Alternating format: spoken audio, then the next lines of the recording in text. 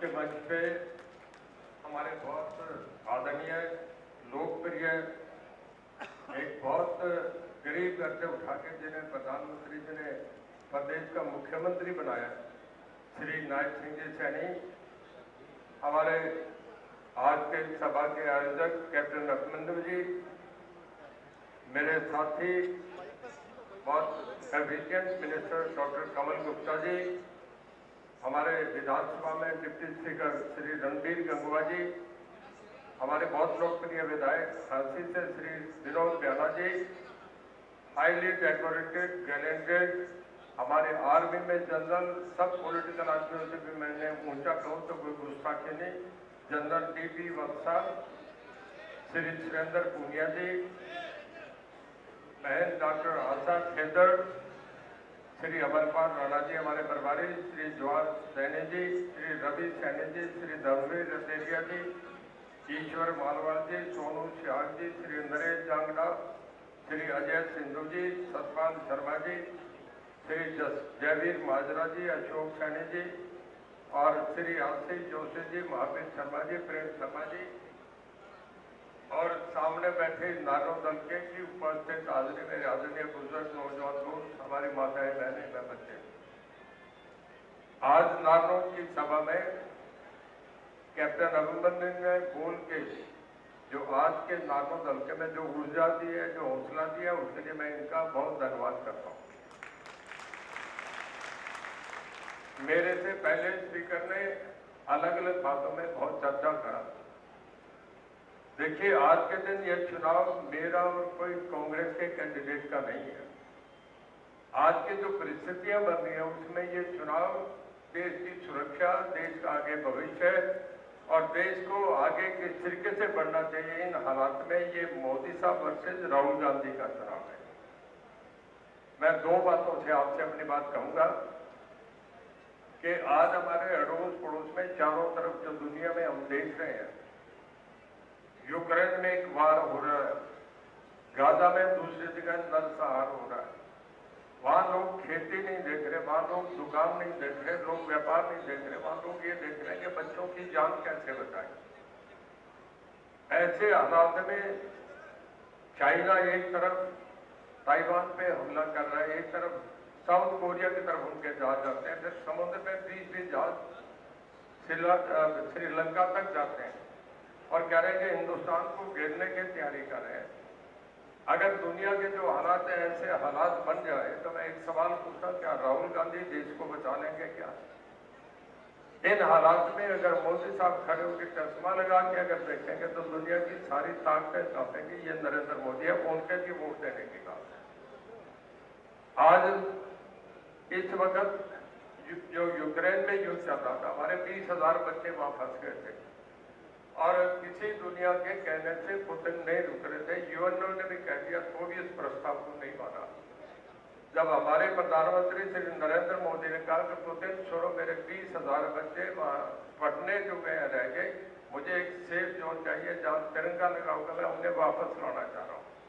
और 3 दिन युद्ध विराम बंद हुआ और उसमें हमारे बच्चे वापस हवाई जहाज गए, उस सेफ जोन से वापस आए जहां मिसाइल और हमले बंद कर दिए थे। पाकिस्तान के बच्चों ने भी तिरंगा लहरा के अपने देश में, ये नरेंद्र मोदी है।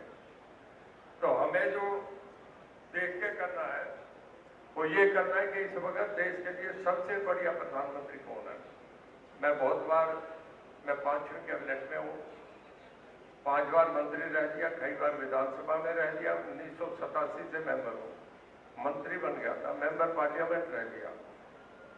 इस बात का सवाल नहीं है, सवाल इस वक्त है कि देश का प्रधानमंत्री कैसे बने और उसके लिए वोट मांगने की बात है। हर कोई दिन रात इस बात पे लगा है।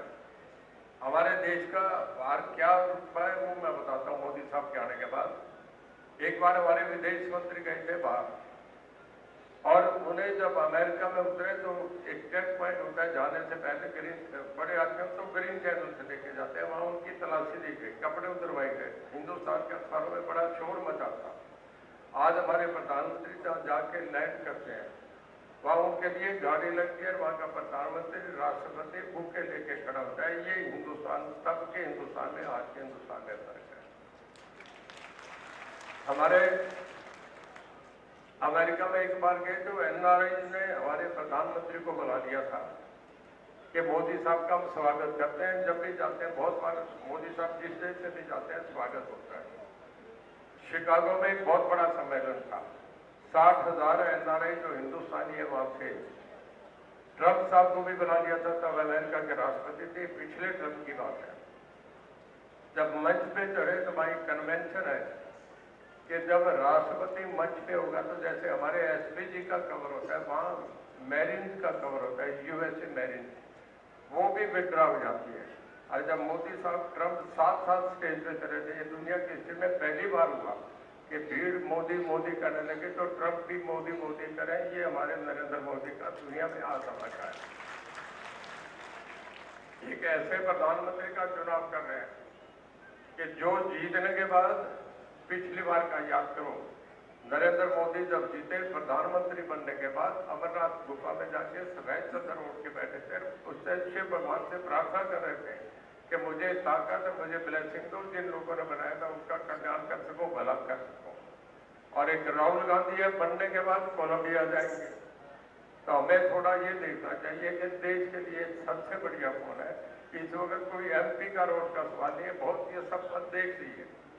आज के वक्त अगर देश को कोई सुरक्षा से, देश को सिक्योरिटी से, देश को कोई बढ़ाने में कोई आगे कर सकता है तो इससे ज्यादा कोई नहीं है।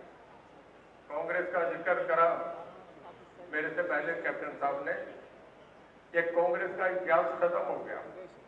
मैं 1970 से बता रहा हूँ, 1970 से जिन प्रदेशों में दोबारा कांग्रेस ने विभिन्न लोग, उसके बाद 23 साल और 24 साल, 47 साल में वेस्ट बंगाल, यूपी, बिहार, इसके बाद गुजरात, उड़ीसा और तमिलनाडु, क्या 350 सीटें लोकसभा की 47 साल में कांग्रेस वहां है ही खत्म हो गई। जब 10 साल चले गए उसके बाद कांग्रेस कहीं है ही नहीं। ये हुड्डा साहब वही है जो पिछले बार जब 2014 से रहते, आपको याद होगा जितनी नौकरी लगी रोहतक में, जितनी सर्विसेज कच्ची पक्की पेंशन का चर्चा होता था कि इंटरव्यू कच्ची से होता है, फिर पक्के से मार्क्स दिए जाते हैं जब पैसा पहुंच जाता है। सारी नौकरी रोहतक में, सारा पैसा रोहतक में, सारे फ्लाई ओवर रोहतक में।